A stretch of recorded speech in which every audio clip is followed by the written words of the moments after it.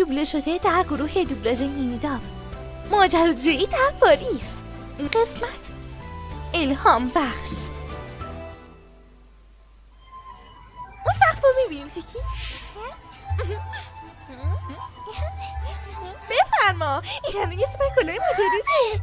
تو خیلی مرتکی رو خلق هستی میرینید. تو همین چیزا از طریق چیزای هنرمندت میبینی. خب ایده گرفتن از یه شهری که توش تماما ایده و مده خیلی آسونه. من هر جایی که میبینم یه ایده از یه لباس خیلی جدیدتر به ذهنم میرسه.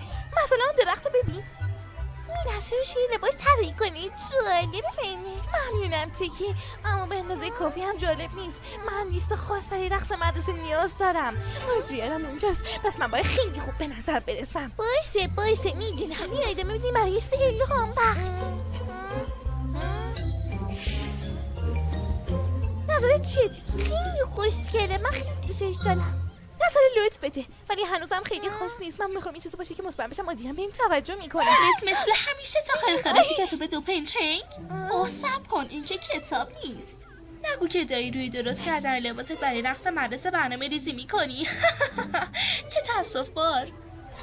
البته تو نمیتونی مثل من یه لباس خوشگل بخری. من بهت نشونش میدم، اما نمیخوام براش حسرت بخوری. به هر حال تو وقتی با ارزش ما هدر دادی.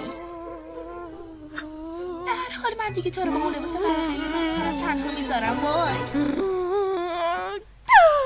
بهش گوش نده میز.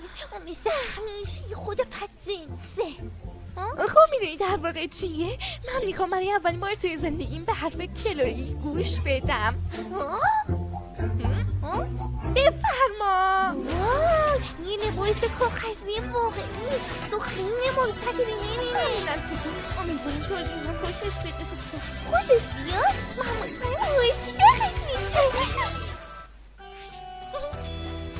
مدیر دوبلاژ سمان درویشی. گویندگان تارا محمدی و سمان درویشی. دوبله شده در گروه دوبلاژ مینیداب.